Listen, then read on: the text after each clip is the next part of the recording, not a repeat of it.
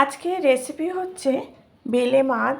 বেলে মাছ কিন্তু যদি এইভাবে করো, পাতলা ঝোল আলু বেগুন আর বড়ি দিয়ে, তাহলে কিন্তু ভীষণই ভালো হয় খেতে। একবার এইভাবে করে দেখার অনুরোধ রইল এবং পুরো রেসিপিটা দেখার অনুরোধ রইল। ওয়েলকাম ফ্রেন্ডস, ইনস্টা রান্নাঘর থেকে সোমা বলছি। আশা করি বন্ধুরা তোমরা সবাই ভালো আছো। দেখতে থাকো কী কী নিয়েছি হচ্ছে বেলে মাছ। তারপরে হচ্ছে বেলে মাছ কিন্তু শুধু আঁশটা কেটে নিয়ে মাথার দিকটা একটু ভেঙে দিলেই কিন্তু বেলে মাছ কাটা হয়ে যায়, বেশি ঝামেলা কিন্তু থাকে না।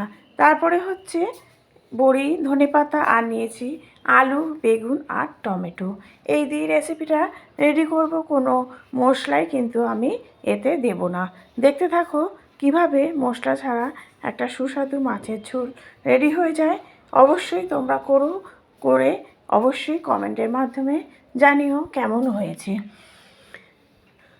দিয়ে দিলাম হচ্ছে কড়াইয়ের মধ্যে তেলটা ভালো করে গরম হলে কিন্তু দিয়ে দেবে একটু নুন, তাহলে কিন্তু মাছ লেগে যাবার ভয় থাকে না।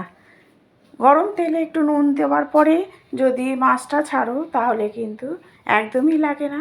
দিয়ে দিচ্ছি হচ্ছে বেলে মাছে নুন আর হলুদ দিয়ে কিন্তু মাছটা আমি মেখে রেডি করে রাখছি।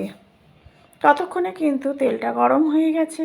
দেখো তেলের মধ্যে একটু নুন দিয়ে দিলাম। বলেছি নুন দিলে কিন্তু মাছ লেগে যায় না কড়াইয়ের মধ্যে, সেই জন্য গরম তেলে নুন দিয়ে তারপরে কিন্তু আমি মাছটা ছাড়বো। এক এক করে প্রত্যেকটা মাছ আমি ভেজে নিচ্ছি। আর এই মাছগুলো কিন্তু বেশি একসাথে দেবে না, তাহলে ঘেটে যাবে। অল্প করে দিয়ে দেখো একটা একটা করে খুব কড়া করে ভালো করে ভেজে নেবে। একটু নরম ভাজবে না, কড়া করেই ভাজবে, কারণ এই মাছ কিন্তু একটু নরম মাছ, ঝোলে দিলে কিন্তু অনেক সময় খুলে যায়। সেই জন্য কড়া করে ভাজবে, তাহলে খেতেও ভালো লাগবে। সেই জন্য এই মাছটা বেশ টাইম নিয়ে একটু ভেজে নেবে।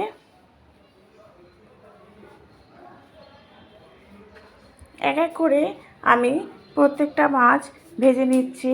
দেখো পুরোটা মাছ কিন্তু দেবে না, অল্প অল্প করে দিয়ে তারপরে মাছগুলোকে ভাজবে। মাছ ভাজতে ভাজতে কিন্তু আমি ওইদিকে টমেটো আলু বেগুন সব কেটে নেব। দেখো মাছগুলো ভেজে তুলে রেখেছি, এবার আমি বড়িটা দিয়ে দিলাম। বড়িটাও কিন্তু ভেজে নেব একটু লাল লাল করে।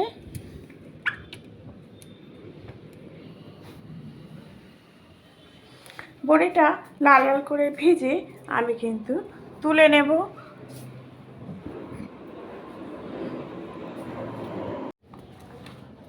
তুলে নেবার পর দিয়ে দিলাম হচ্ছে কালো জিরে।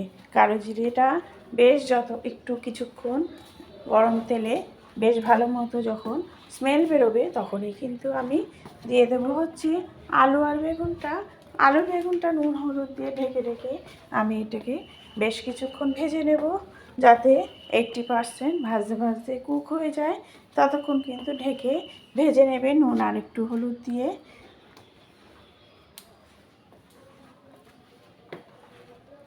আমি কিন্তু এটা ঢেকে ঢেকেই ভাজছি, ফলে এটা ভালো মতো ভাজা হবে। এরপরে আমি একটু টমেটো দিয়ে দিলাম। টমেটো দেওয়ার পরে কাঁচা লঙ্কাও দিয়ে দিচ্ছি। বলেছি একদমই পাতলা ঝোল করব, মশলা ছাড়া মাছের ঝোল। দেখো আলুটা কিন্তু এই সময় বেশ সেদ্ধ হয়ে গেছে। ভেঙে দেখাচ্ছি তোমাদের, আলুটা কিন্তু একদমই সেদ্ধ হয়ে গেছে। এই সময় একটুখানি ভাজা জিরের গুঁড়ো দিয়েছি আর দিয়েছি একটু শুকনো লঙ্কার গুঁড়ো। যেহেতু পাতলা মাছের ঝোল, ঠিক এইভাবে করলে খেতে কিন্তু খুবই সুস্বাদু হয়। দিয়ে দিচ্ছি মাছ আর বড়িটা এই সময়, আর দিয়ে ধনেপাতা দিয়ে কিছুক্ষণ ঢেকে রাখবো, যতক্ষণ না বড়িটা ফুলে উঠছে, মানে সেদ্ধ হয়ে যাচ্ছে। ফুলে উঠলেই ভাববে যে বড়িটা ভালো মতো সেদ্ধ হয়ে গেছে।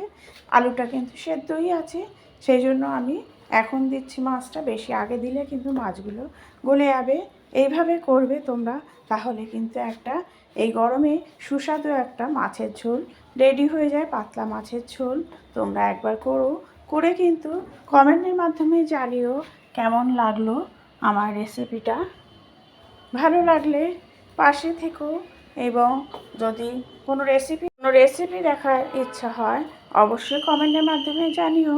Thank you.